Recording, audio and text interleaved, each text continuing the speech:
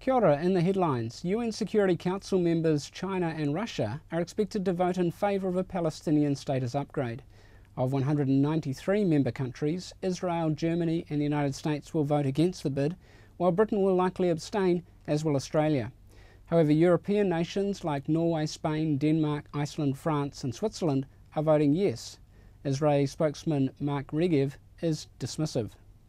We think this is a mistake. It's political theatre. Palestinian statehood can only be achieved through negotiations with Israel. Our Foreign Affairs Minister, Murray McCully, is still deciding whether New Zealand will vote yes or abstain tomorrow morning. Professor of Strategic Studies, Robert Asen, says abstaining could be sensible.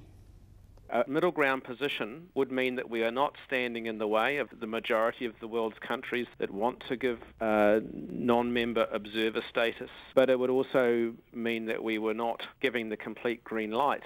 The government's confident its partial asset sales timetable will stay on track despite the legal battle it's embroiled in. A decision on the High Court challenge brought by Māori interests against the partial sale is expected before Christmas. The Prime Minister says it shouldn't stall. I haven't had any advice from our council yet that they're at all concerned about the timetable. It's following the track that they expected. Teachers have a strong case for compensation over the ongoing Novopay situation. Employment lawyer Andrew Scott Howman says the Ministry of Education isn't holding up its end of the bargain, but believes the matter is unlikely to reach court. Because I don't think the Ministry is denying that the teachers are owed this money. Really the problem is the machinery. A panel to probe the Novopay system won't be set up until well into the new year.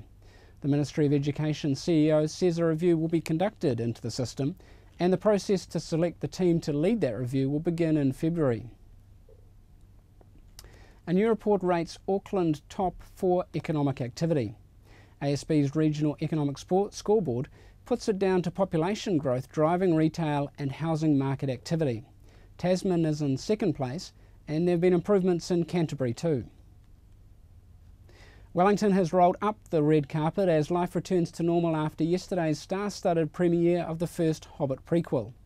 A descendant of author J.R.R. Tolkien attended and said that while there's no way his great-grandfather could have imagined the films his Middle-earth books have become, he believes he would have loved the country in which they've been brought to life. The New Zealand Defence Force is pulling out of the Solomon Islands after nearly 10 years with a regional assistance mission. Nearly 40 soldiers are being farewelled from their base in Honiara today before flying home tomorrow morning. 8 Kiwi personnel will remain till July. Egypt's controversial new constitution could be drafted by today and voted on by tomorrow. Demonstrations continued for a sixth consecutive day against President Mohamed Morsi. Two of the country's highest courts have said they will suspend work in protest against his decree last week, which granted him judicial immunity. Simultaneous car bombings have killed more than 50 people and left a trail of destruction in a town near Syria's capital. Residents, state media and a human rights watchdog report the explosives-packed cars were detonated at daybreak in a pro-regime neighbourhood. That's today's news. Pō Mārie.